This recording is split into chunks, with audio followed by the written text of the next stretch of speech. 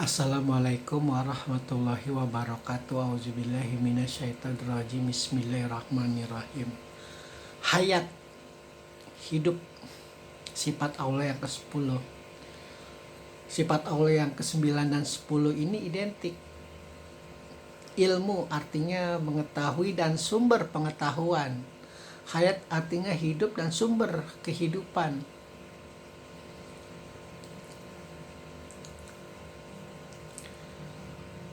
Kalau kita belajar teknik elektro, pasti paham bahwa segala sesuatu yang menghasilkan cahaya, segala sesuatu yang menghasilkan energi pasti akan memiliki sumber energi, dan tidak akan pernah terpikir itu sumber energi yang katalisatornya, yang penghubungnya itu adalah gelombang. Sekarang kan sudah ada teknologi yang seperti itu, entah itu wifi, entah itu bluetooth, dan itu akan terus berkembang. Jadi bukan mustahil ketika kita memiliki teknologi itu, kitanya di bumi, ada seorang astronot di bulan dan tidak memerlukan katalisator apapun itu, hanya gelombang radio aktif, artinya gelombang radio suara mungkin, atau gelombang cahaya. Begitu.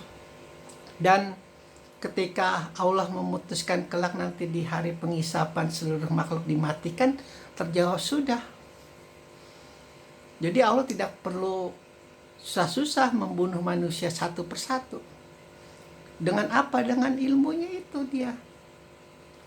Cukup dimatikan dari sumbernya, maka matilah seluruh makhluk di muka bumi ini. Bukan hanya manusia, binatang, tumbuhan, apapun itu jenis makhluk yang berjiwa akan mati. Bahkan di dalam hadis juga para malaikat pun akan mati.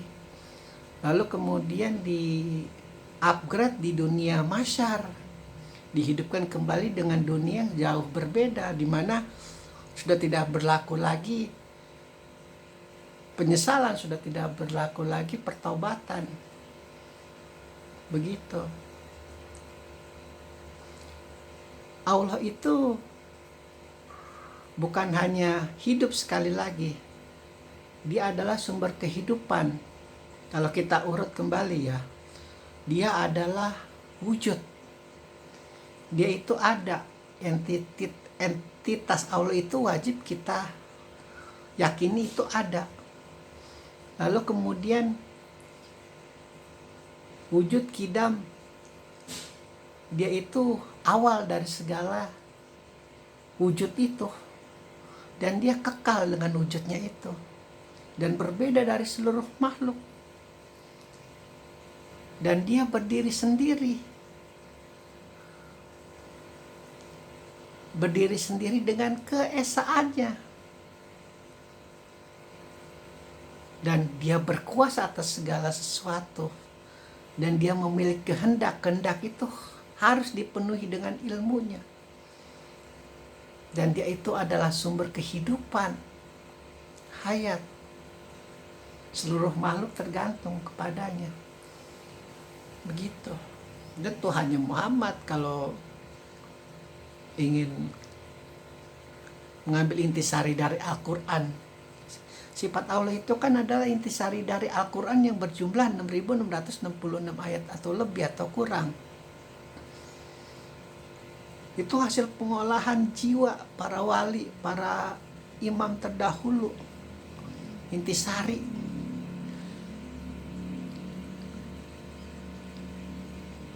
Banyak ayat-ayat Al-Quran yang menceritakan bagaimana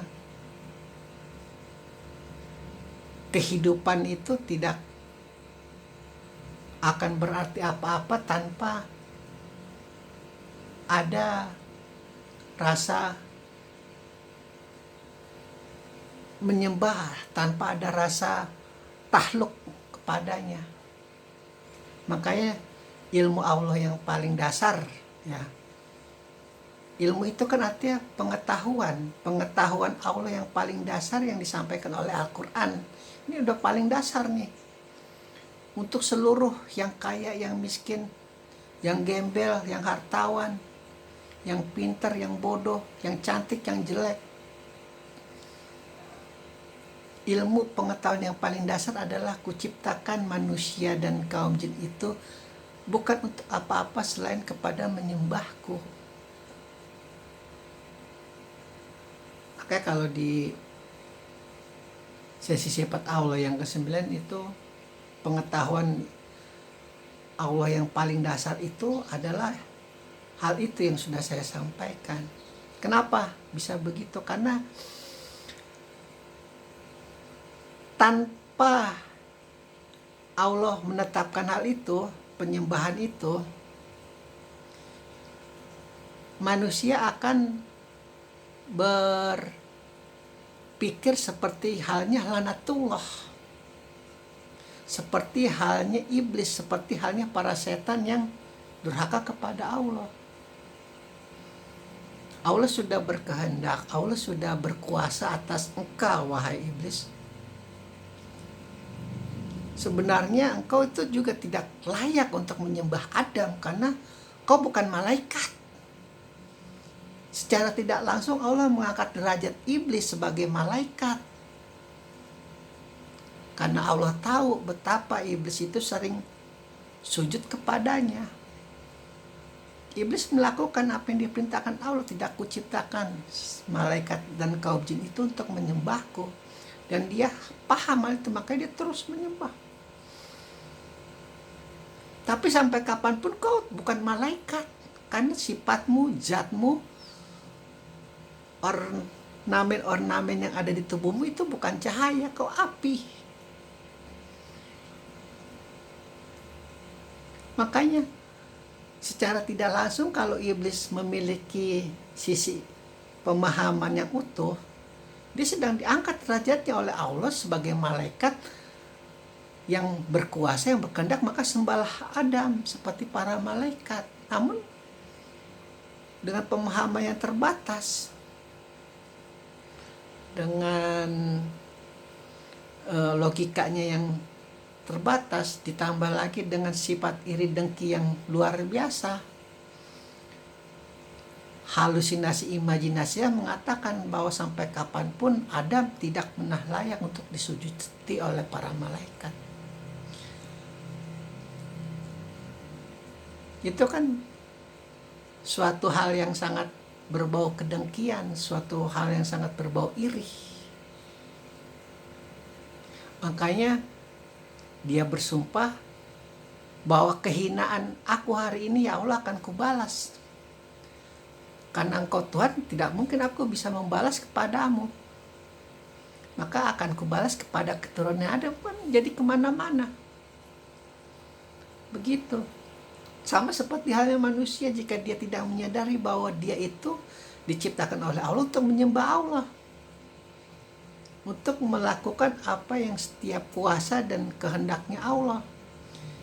Jika dia tidak memahami itu, maka pola pikirnya akan seperti lanatullah, akan lari kemana-mana, akan menciptakan peperangan, akan menciptakan permusuhan, akan menciptakan kemiskinan, akan menciptakan gesekan, dan akhirnya akan menciptakan pertumpahan darah.